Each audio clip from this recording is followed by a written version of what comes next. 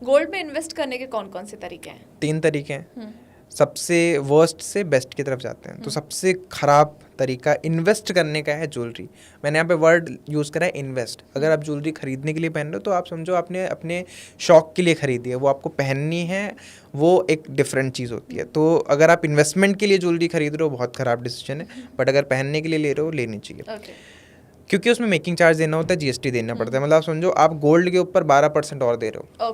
तो जो 12% आपने और दिया ये किस बात का दिया? इन्वेस्टमेंट में घाटे का सौदा है। उसके बाद आता है कि आप फिजिकल गोल्ड दो इन टाइप ऑफ ब्रिक्स, है ना। आपने सोने की ईंट खरीद ली है, यहाँ पे क्या होता है कि आपको जीएसटी 3% देनी पड़ती है, बट मेकिंग चार्ज 0 हो जाता है। बिकॉज वो आपने एक गोल्ड कॉइन ले लिया है, कोई डिज़ाइन नहीं है, सिंपल सा है, आपने उसको रखा। इन दोनों चीज़ों में प्रॉब्लम क्या है कि यहाँ पे आपको सेफ्टी का कंसर्न रहता है। आप अगर आपने गोल्ड लिया है उसे बचाना पड़ेगा, प्रोटेक्ट करना पड़ेगा, लॉकर लेना पड़ेगा, घर पे सिक्योरिटी कुछ ना कुछ करना पड़ेगा। तो वो एक हेडेक रहती है हमेशा कि भाई ऐसा नहीं चोरी होगा, बट ऐसा लगता रहता है कि कुछ ना कुछ हो सकता है। तो उससे अगर मुक्त रहना चाहते हो, बेस्ट ऑप्शन है गो विद गोल्ड ETFs। जितना रिटर्न गोल्ड आपका देंगे उतना ही रिटर्न ये आपको देगा। मतलब अगर गोल्ड साल का 16% बढ़ा, ये ETF भी 16% बढ़ेगा। बहुत सारे ETF हैं, फॉर एग्जांपल टाटा गोल्ड 10 रुपये का आता है, गोल्ड 20 करीब 100 रुपये का आता है।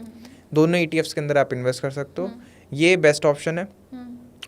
And physical gold is also very good. Okay, ETF का आपने टॉपिक निकाला, what is ETF? ETF is exchange traded fund. तो यहाँ पे क्या प्रॉब्लम है, जो होती क्या है कि अगर एक कंपनी के अंदर इन्वेस्ट कर रहे हैं तो वो डूब सकती है। यहाँ पे रिस्क रिवॉर्ड रेशियो बहुत ज़्यादा है। बहुत चल भी सकती है तो पैसा 100 गुना भी हो सकता है, बट 0 भी हो सकता है, या लॉस में भी आप जा सकते हो। तो इसको सेट ऑफ करने के लिए लोग ETFs के अंदर इन्वेस्ट कर देते हैं। ETF इज़ लाइक बास्केट, कि एक फल लेने से, एक फ्रूट लेने की जगह मैंने पूरा बास्केट ऑफ फ्रूट ले लिया। थोड़ा थोड़ा सब कुछ ले लिया, एक बनाना ले लिया, एक एप्पल ले लिया, थोड़ा सा ग्रेप्स डाल दिया। तो ये क्या हो गया, एक सेफर बेट हो गई मेरे पास, इंस्टेड ऑफ बाइंग 1 फ्रूट। तो ये बास्केट में मुझे सब कुछ मिल गया। थोड़ा सा रिलायंस मिल गया, थोड़ा सा ICICI मिल गया, थोड़ा सा ITC मिल गया, थोड़ा सा MRF मिल गया।